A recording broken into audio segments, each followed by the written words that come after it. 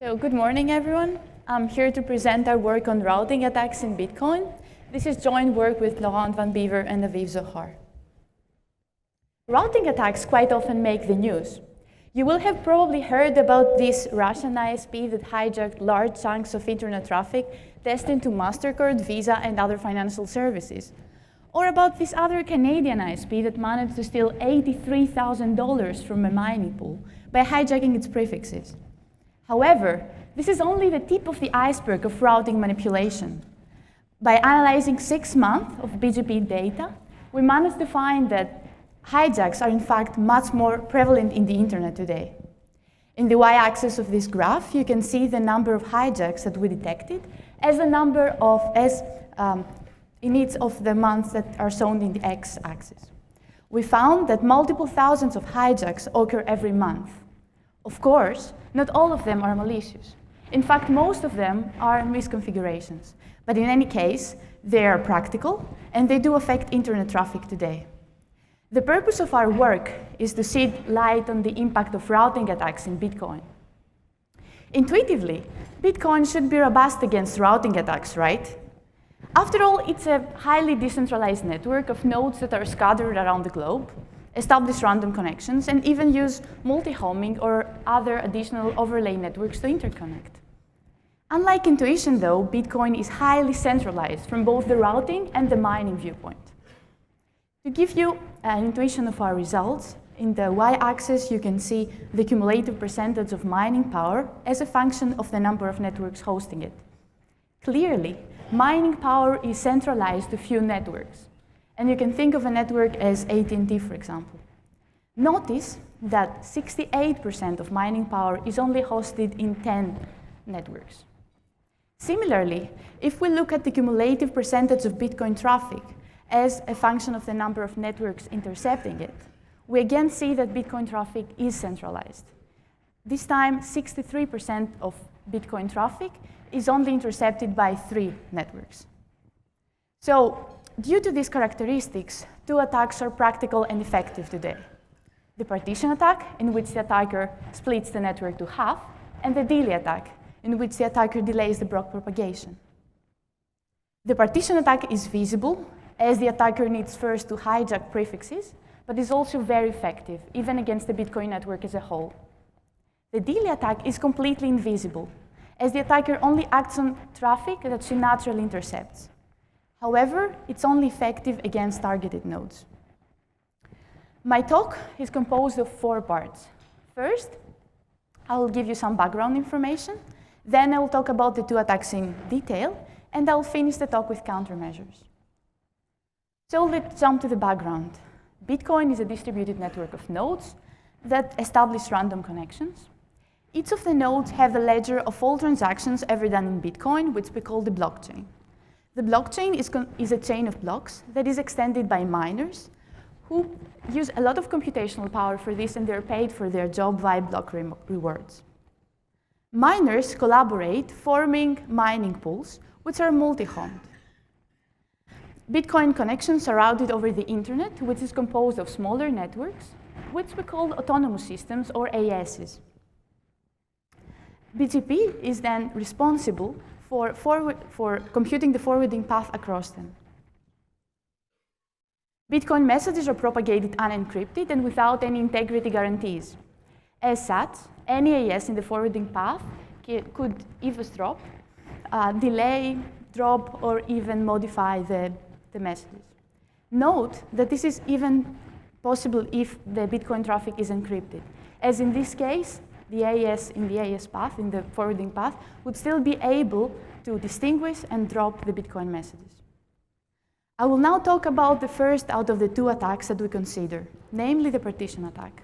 The goal of the partition attack is to split the Bitcoin network into 2 disjoint components such that no information can be exchanged between them. The impact of such an attack is worrying. First, it's an effective denial of service attack, as transactions can no longer be propagated. Second, it can cause revenue loss, as all blocks mined within one of the 2 components will be eventually discarded, together with the pool's rewards. And finally, during the partition, Bitcoins can be spent twice, allowing for double spending attacks. So let's see how it works. Assume that the AES in the middle is malicious and wants to split the Bitcoin network into the left and the right components, as denoted by the red line. As an intuition, the attacker will try to attract all traffic destined to nodes in the right. To understand how this is done, we'll focus on node F, which is the green node in the right corner of the slide. I will now describe how the attacker can attract all traffic destined to the green node using BGP hijack. F, the green node, has an IP, which belongs to its provider, namely AS6. AS6 is responsible for informing the internet about a prefix that covers the IP of AS6. To that end, AS6 will create a BGP advertisement, which will be propagated AS by AS until all of them learn a path to the destination, to the prefix. For instance, AS1 will learn the path via AS7 and then AS6.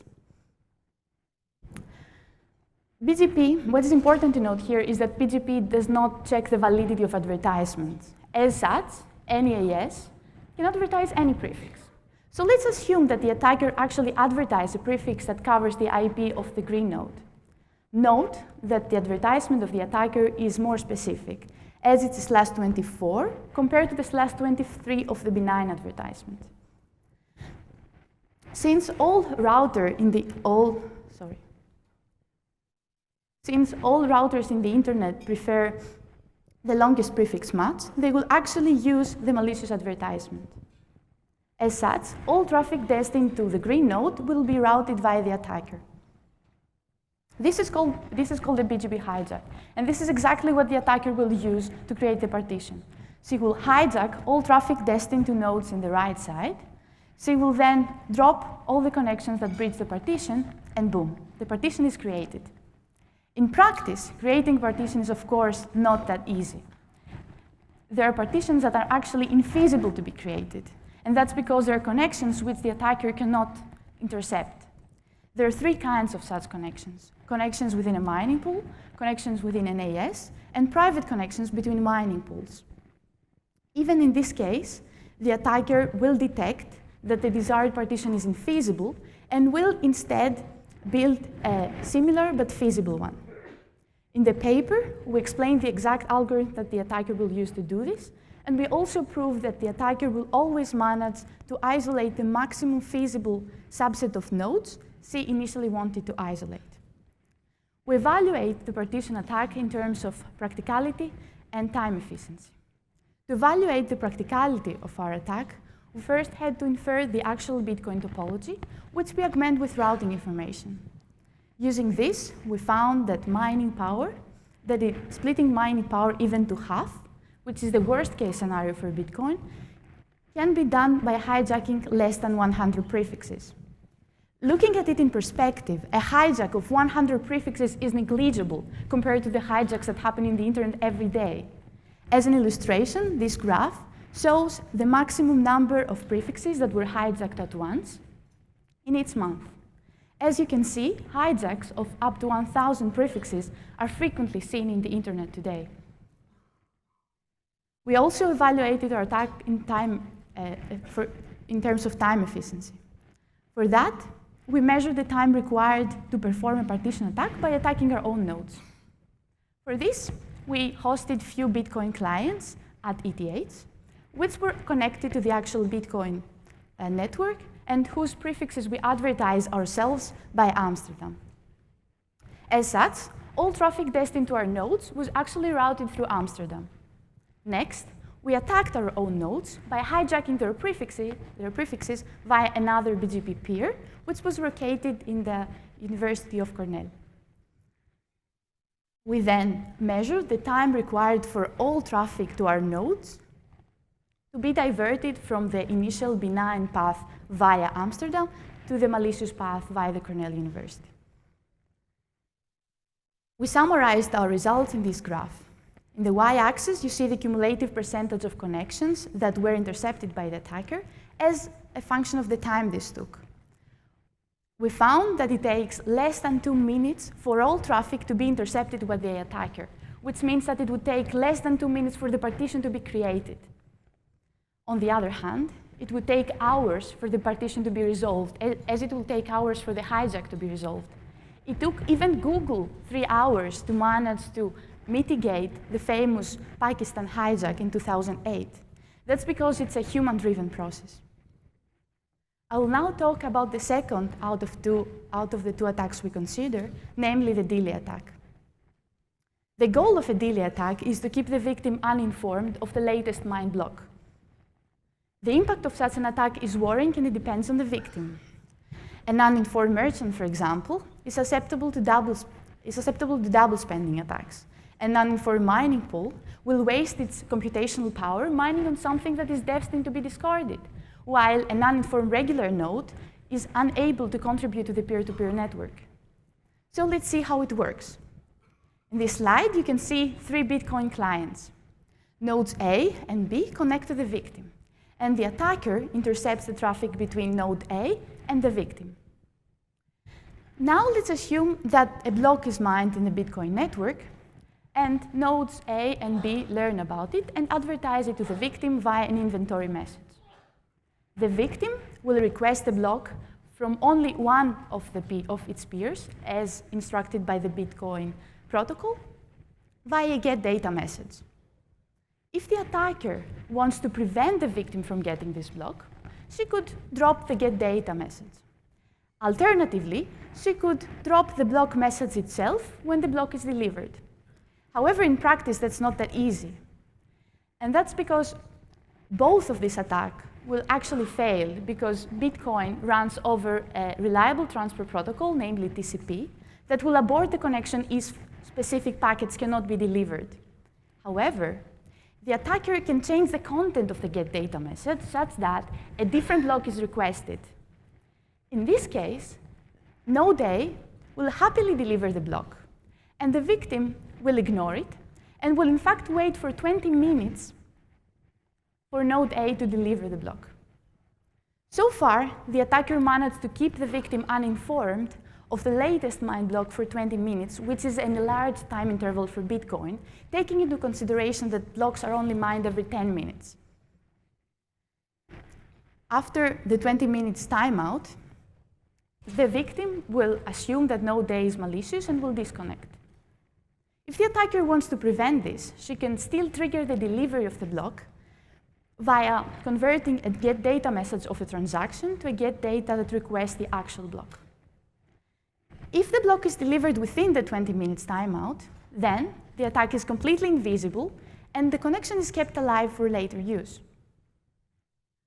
We evaluated our attack in terms of effectiveness and practicality. To evaluate our attack for effectiveness, we had to implement it in the wild. So our victim node was again connected to the actual Bitcoin network, and we assumed that only a fraction of its connections were routed via the attacker. Using this setup, we were able to find that the attacker can keep the victim uninformed for most of its uptime while staying completely under the radar. And that is even true if the attacker intercepts only a fraction of the victim's connections. Using this setup, we found that if the attacker intercepts 50% of the victim's connections, then the victim will stay uninformed for 60% of its uptime. And to understand how practical this attack is today, we again looked at the actual Bitcoin network, and we found that for 70% almost of the Bitcoin clients today, there is at least one AS level adversary that can perform this attack in practice. And note here that we did not even consider the direct providers of the victim as possible attackers. I will finish the talk with countermeasures. So, luckily, both short and long-term countermeasures exist. Short-term countermeasures can be deployed today, but are less effective. For instance, a Bitcoin client could select its peers in a more routing-aware manner, such that no single ISP intercepts a considerable percentage of its connections. This will automatically make our node less vulnerable to delay attacks. Similarly, the node could monitor the behavior of its peers to detect anomalies such as increased delay that might indicate a partition attack. On the other hand, Long-term countermeasures require protocol or infrastructure change but are much more effective. For instance, end-to-end encryption would protect Bitcoin clients from delay attacks, but not from partition attack. Similarly, the deployment of secure routing protocols such as BGP-SEC or Scion would indeed protect Bitcoin clients from partitioning attacks, but not from delay attacks. With this, I finished my talk. I will quickly summarize. So today I showed that Bitcoin is vulnerable to routing attacks, and their potential impact is worrying, and that countermeasures exist, some of which can even benefit early adopters. We have a website. Please check it to see our code and also to learn more about the project. And now I'm happy to take questions.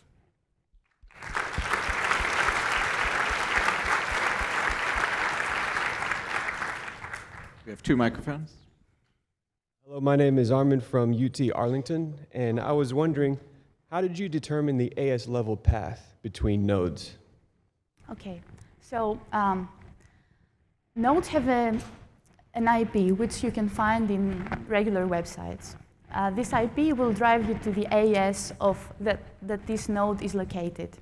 And then to infer the AS path between them, you have to use the AS level topology. For example, CAIDA has some public data for this. And using algorithms, taking into consideration the economic relationship between the AS, you can find the AS path. Okay. Also, for the partition attack, to hijack 100 prefixes, how many ASes must be controlled by the adversary? The hijack will be initiated only by one AS. So everyone with access to a BGP network can actually do it. So you only need one ISP, only one AS. Only one AS? Yes. So does that assume that all the connections in the entire network go through one AS? So what the hijack will do is attract all traffic destined to the prefixes that you hijack via the AS through which you hijack.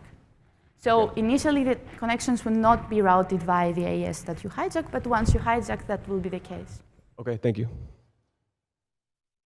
I noticed that you did this with the cooperation of an AS rather than, you're not claiming to have broken BGP security. Do I understand that correctly?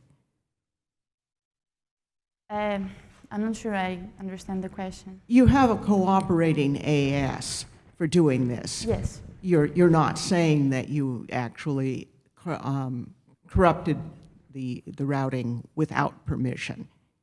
No, you need to have access to an ISP. So an ISP is an... So I wondered if you had any comments on what the actual feasibility is for is an insider within an AS, I guess, could do that, or do you have any comments on BGP security in and of itself? So based on our analysis in 6 months, we found that thousands of prefixes are hijacked. That means that it is possible to actually hijack traffic, prefixes are hijacked every day. And that's a problem of the BGP itself. So I think it's quite practical based on that. Alin Tomescu, MIT. Thanks for your talk. I really like your work. I was wondering, you mentioned that a partitioning attack led to funds being stolen from a mining pool, you said? Yes. I was wondering if you could tell us more about that. I'm really curious how that happened and how money could be stolen with a partitioning attack. It was not with a partition attack, but rather with routing attacks in general, meaning with a hijack. So in this case, what the attacker did is she managed to hijack prefixes that were important for the communication between the miners and the Stratum server that the pool was using. And using that, they were able to kind of use the computational power of the miners that belonged to another pool. Thanks. One last quick question. Morning. David Smith, Ripple. Thank you for the talk. How do you foresee the Bitcoin ecosystem responding to these threats? The long-term measures require changes to the protocol. Do you foresee the Bitcoin forking? Well, I will, for example, if you're talking about end-to-end encryption that I mentioned, I can only comment on that with respect to the routing attacks and not a general thing. So yes, for example, large difference in the way the protocol operates would help against routing attacks. For example, if you take end-to-end encryption, that would help because ASes in the AS path will no longer be able to tamper the message. However, we also have short-term countermeasures that can still be deployed. They don't require a fork and would still make a huge change to how vulnerable Bitcoin clients are. So to sum up, yes, long-term countermeasures are important and it would be nice to be deployed, but that's not the first thing that you could do. All right, let's thank Maria.